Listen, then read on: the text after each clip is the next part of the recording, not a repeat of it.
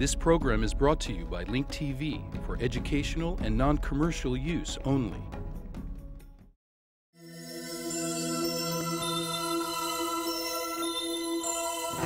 Mosaic, a daily news program from Link TV, presents a selection of news reports from independent and state-controlled broadcasters from throughout the Middle East.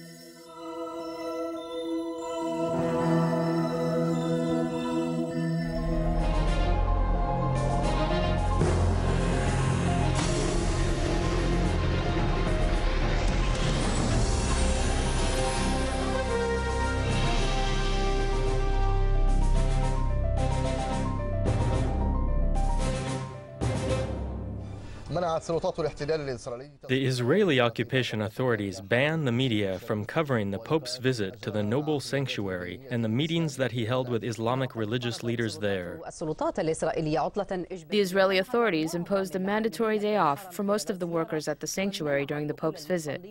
They also banned worshippers under 65 years of age from entering the plaza.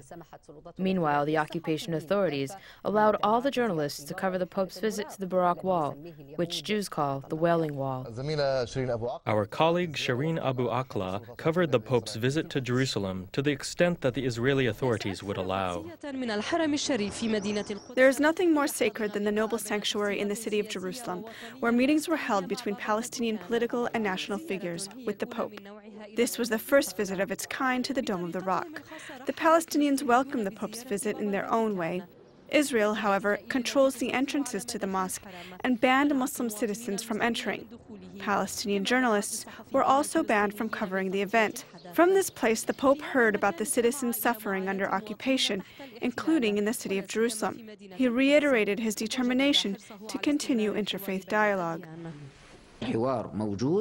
There exists a dialogue. It is clearly a foundation of our Islamic doctrine and in other religions. May God make this dialogue have clear foundations that respect others.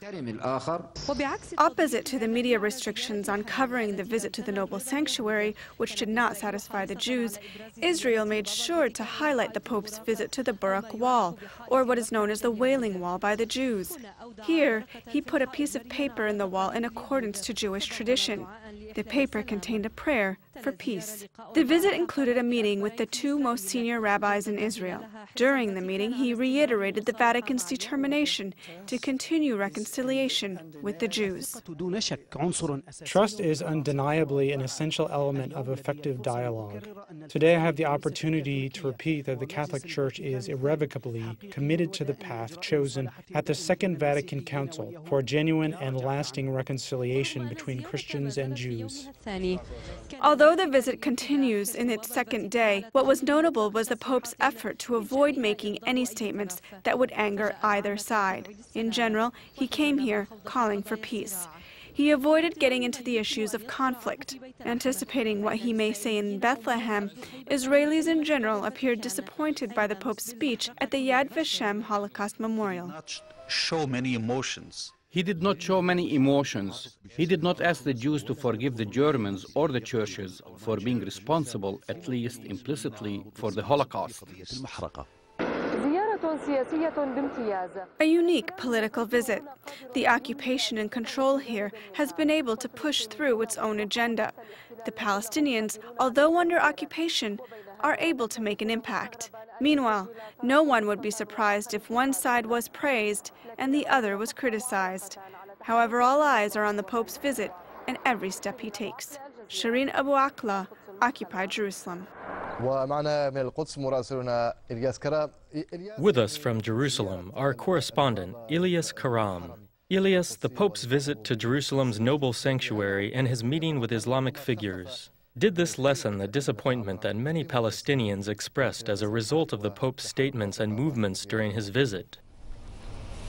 يفترض أن تكون هذه الزيارة ورغم التضييق الإسرائيلي الذي ذكرتموه في التقرير وفي مقدمة هذا الخبر أن يكون. Despite the Israeli restrictions which you mentioned in the report, this visit was supposed to be historic in opening a new page in Christian and Muslim relations. كأسلافه السابقين يوحنا بولس السادس ويوحنا بولس الثاني حرص على. The previous popes, Pope John Paul VI and Pope John Paul II, ensured that they visited Muslim leaders in Jerusalem's noble sanctuary, reiterating the need need for continued interfaith dialogue between Islamic and Christian religions. However, this visit is very important because it also opens a new page and perhaps overcomes the misunderstanding about his recent speech, as the Pope said.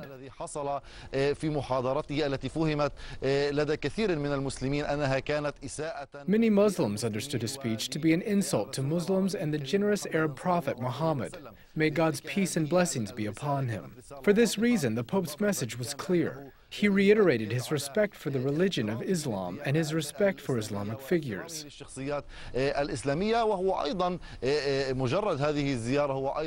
With this visit, he also reiterated the Islamic authority over the noble sanctuary.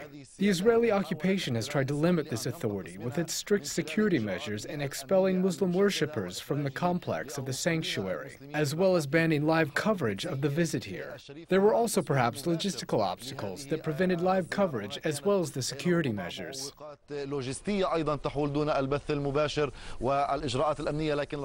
Perhaps the Israeli occupation authority had hidden intentions by banning the viewing of this scene between the Christian and Islamic religions.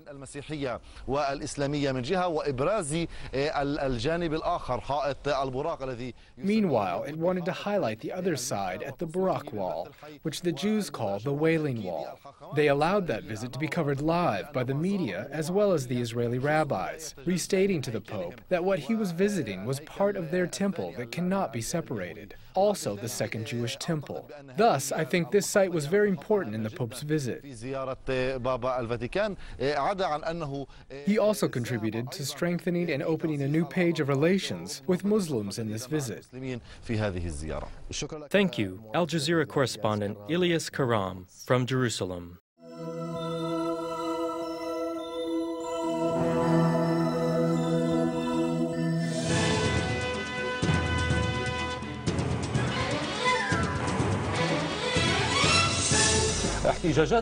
Protests are taking place in the center of the Austrian capital, Vienna, over the erection of what is dubbed as the Tel Aviv Beach on the Danube River. The protesters carried out activities on the opposite side of the Danube River under the banner, the Gaza Beach, to remember the Zionist massacre against the Palestinian people. Members of the Arab and Islamic community, along with Europeans and Austrians, sympathetic to the Palestinian plight, held a protest against what has been dubbed the Tel Aviv Beach on the bank of the Danube River, which runs through the center of the city. The demonstrators revealed the Zionist entity's attempts to improve its image amongst Austrian citizens. What distinguished this demonstration was the presence of youths from various nationalities who strongly opposed this idea, which offended all those who opposed Israel's actions in the Palestinian territories.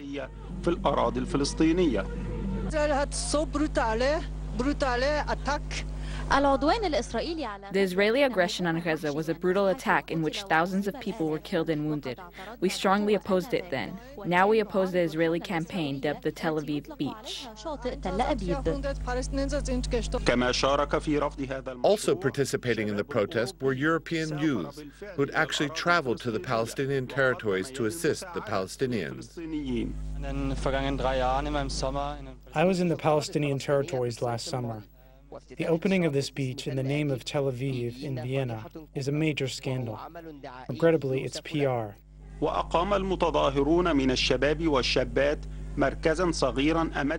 Young women and men erected a small center to provide information and photographs, which explained the Palestinians' unequivocal right to defend their lands and the continued Israeli violations. Participants also criticized the Vienna municipality for permitting this project, which is marketing the rape of Palestinian lands whose people suffer from siege and hunger. They called on the mayor of the city to immediately stop it. We strongly oppose celebrating Israel on this coast. Israeli aggression against the Palestinian people continues, as does the siege. Unfortunately, some Europeans support Israel, which killed more than 1,400 Palestinians. We know that the Israelis are liars. Our governments must realize that Israel does not want the Palestinians to obtain their rights.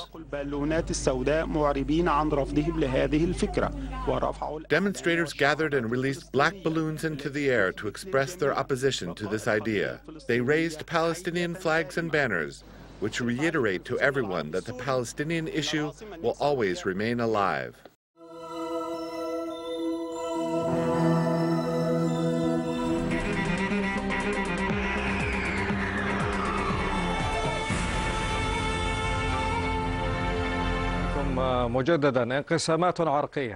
Ethnic and sectarian divisions were created by the former policies of Kuwaiti parliament members, and now these divisions are overshadowing the elections.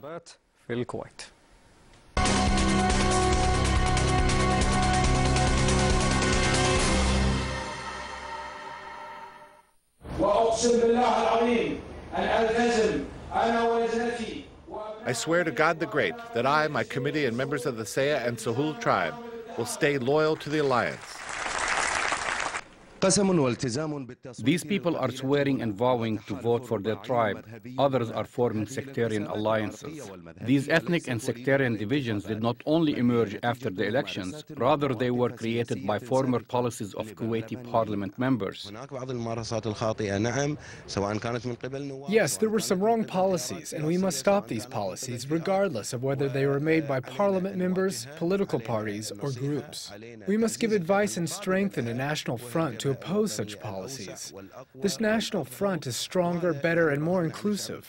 We are betting on the Kuwaiti people to choose the right path. The following issues have led to this reality: honoring Hezbollah's military leader Imad Mughniya and allowing the Shiite religious leader Muhammad Bakr al-Falli to enter the country.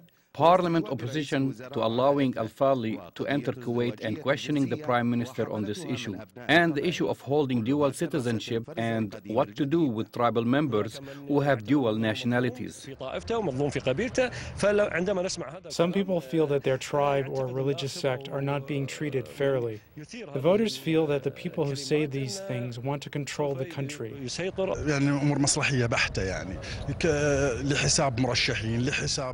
These issues stem from narrow interests of elections candidates, parties, and some groups. Sectarian, tribal, and even regional fault lines were used by some election candidates to win voters' support and encourage them to vote. These candidates give people the impression that they are the only ones who will fight for their religious beliefs and tribes if they are elected. Sectarian and ethnic divisions are still confined to reactionary attitudes. The Kuwaitis believe that the national unity of the country is a red line that should not be crossed. The ruler of Kuwait warned about this and said that the parliament will be dissolved if these divisive policies continue. Adel Idal, Al-Arabiya, Kuwait.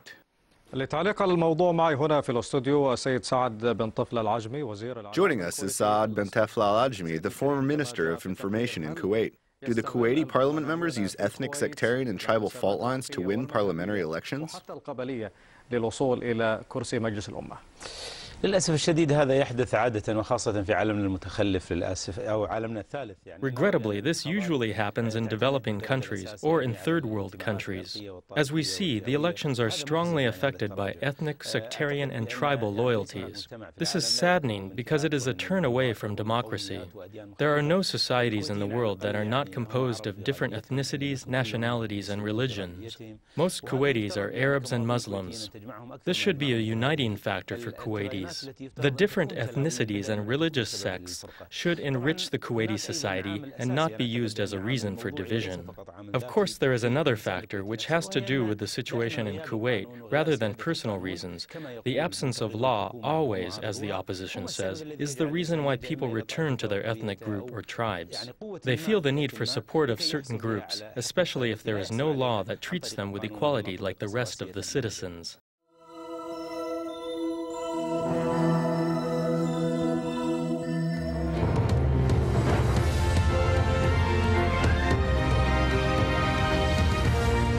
It was a brazen Taliban attack on the heart of an Afghan city. It's been repelled, but it's shown just how emboldened they've become. They attacked offices in the eastern city of Khost using suicide bombers and rocket launchers.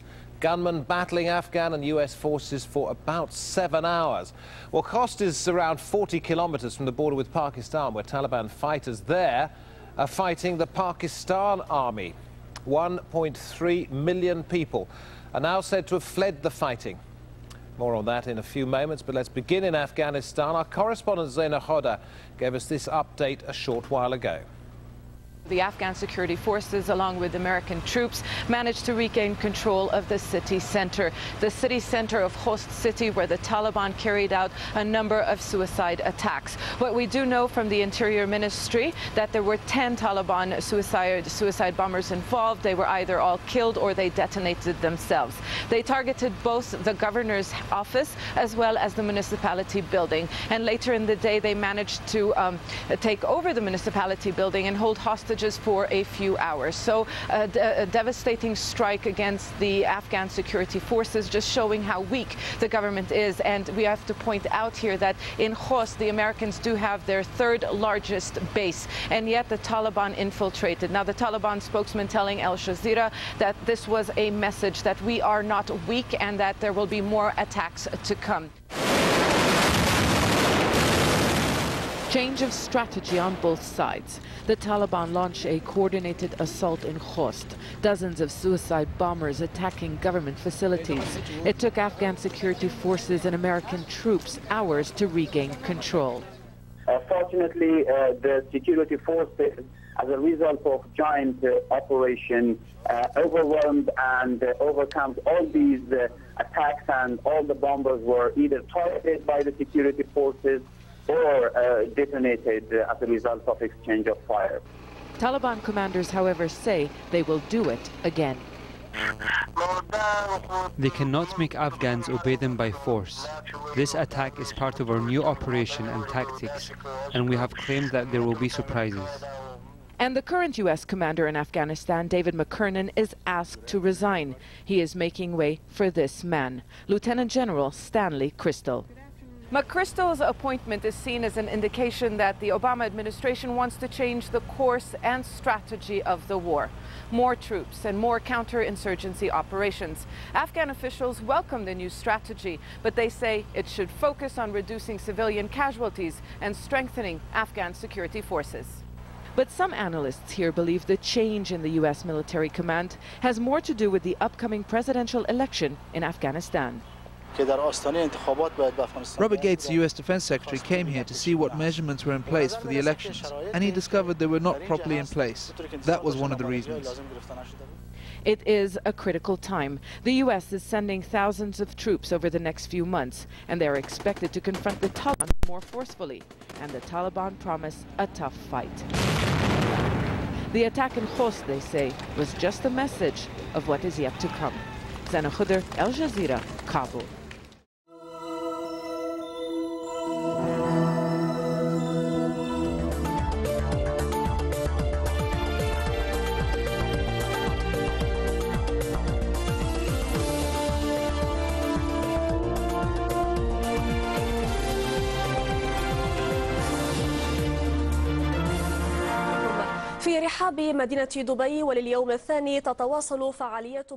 In Dubai, the 8th Arab Media Forum continues its sessions for the second day, with the morning session focusing on the challenges facing news coverage by Arab media. In a separate session, the participants discussed the challenges facing foreign correspondents in the Middle East.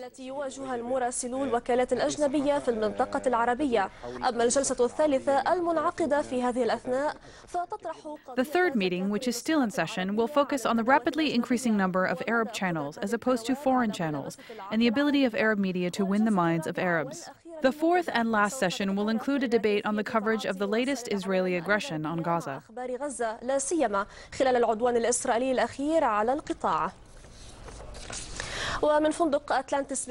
We are joined from Atlantis Hotel, where the 8th Arab Media Forum is being held, by Jamil Al-Thiabi, chief editor of Al Hayat newspaper in the Gulf region. Mr. Jamil, welcome. The region is facing economic and political crises. What is the Arab Media Forum doing to help resolve some of the issues facing the region, especially considering that the press is an effective weapon in the fight against such crises? أولاً دعيني أذكر شيء معين في البداية ليس من باب المديح أو الإطراء لمنتدى دبي. This year, the Dubai Forum was able to take up a host of major issues that are facing Arab media. The forum held debates on several regional issues and crises as well. The forum also discussed global economic developments, including the financial crisis, which has had a direct impact on media and the future of media.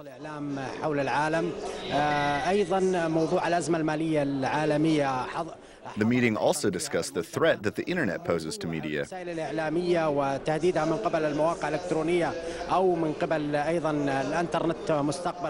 The forum also held a debate on the use of media outlets, including satellite channels, for the issuing of fatwas or religious decrees.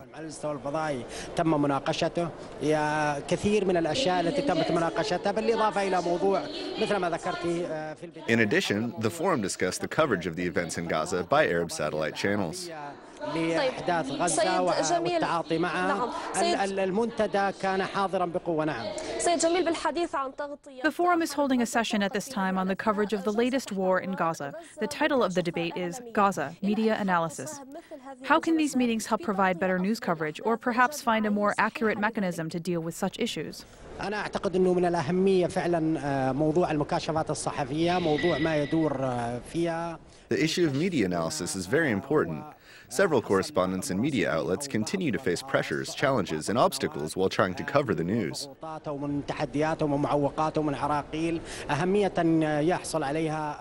Participants attending this forum will receive a host of recommendations, which will help them deal with the issue of news coverage and media analysis.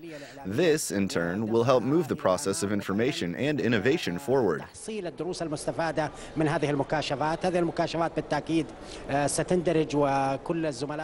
In this forum, participants will reap the benefits of attending such sessions on media analysis. At the end of the last session, the forum will issue recommendations, which aim to help improve news coverage by Arab media.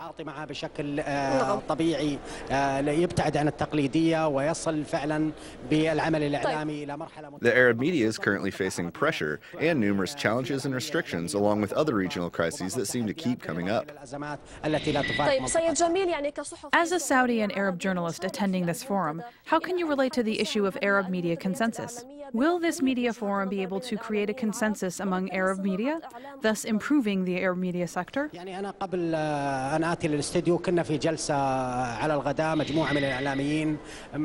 Before coming to the studio today, I had a business lunch with a group of journalists from various Arab countries. We discussed the troubles facing the Arab public. Although we had different positions, we were able to reach a consensus at the end. All of us have agreed that the Arab media must become an effective tool in the reconciliation process in the Arab world.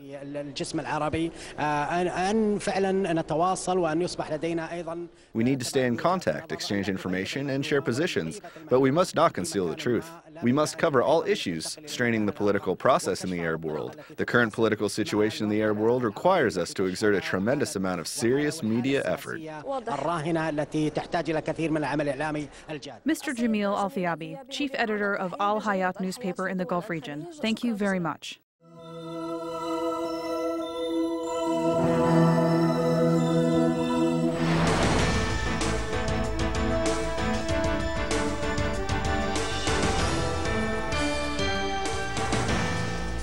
انتقد الرئيس الإيراني محمود أحمد نجاد الظروف السائدة في العالم نتيجة لهيمنة Iranian President Mahmoud Ahmadinejad said that the dire conditions facing the world are a result of unilateral and dominant policies of the capitalist powers, which are committing the most heinous crimes against humanity.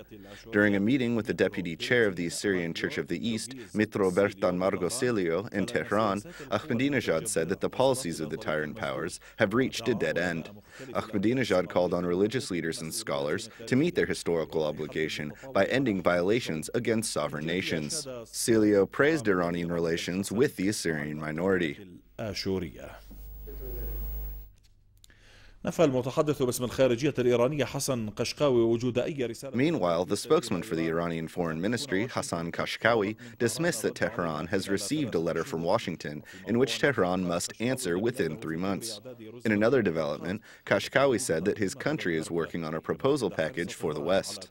He also stressed the importance of strengthening his country's brotherly relations with the Arab world, stressing that any rapprochement with the U.S. will not be at the expense of Iran's neighbors. Kashkawi further said that Turkey's role in the region doesn't conflict with his country's role.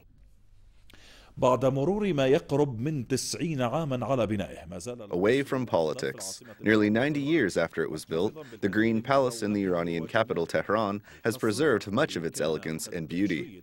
The palace, which was built in 1922, was converted into a museum, attracting visitors from Iran and around the world. On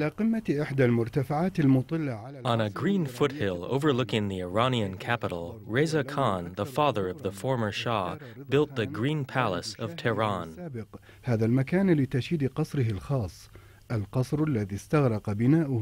The palace, which was built in the early 20th century and which took 7 years to complete, has preserved its elegance and beauty. The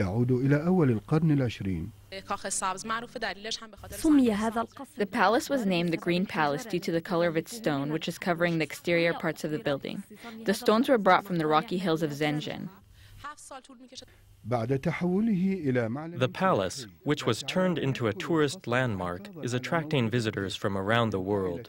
Upon entering the palace, visitors must wear shoes made of cloth to help protect the palace's carpeted floor. The palace is decorated from inside by Iranian Bezad paintings.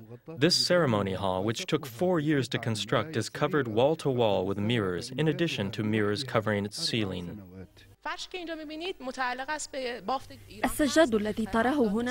The rugs are Persian, however the furniture was made in France, in addition to the various ceramics and lighting fixtures which are gilded with gold. The curtains are made of silver and silk threads. What do first-time visitors think of the palace?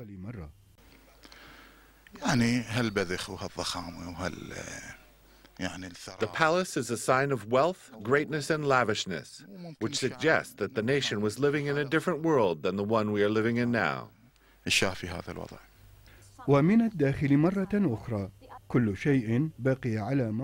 seems that everything inside the palace, including its furniture and the statue of Reza Khan, are still intact. Khan's clothes, including his hat and shoes, were kept in this glass display. The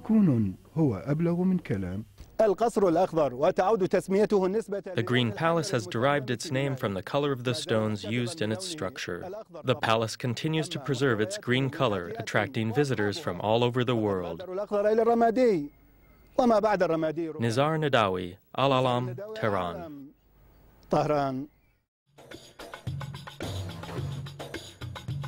Get more news about the Middle East online at linktv.org/Mosaic. The Mosaic webpage offers a complete archive of Mosaic programs, program transcripts, the Mosaic video podcast, and the Mosaic Intelligence Report, a weekly analysis of the hottest stories from the Middle East.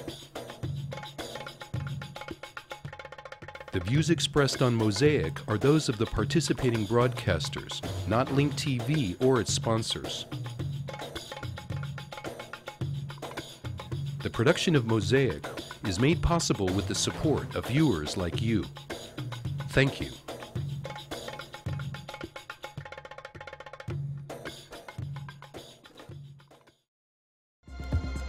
This program is brought to you by Link TV for educational and non-commercial use only. Link TV is the only U.S. network dedicated to global and national news, uncompromising documentaries, and diverse cultural programs which connect you to the world.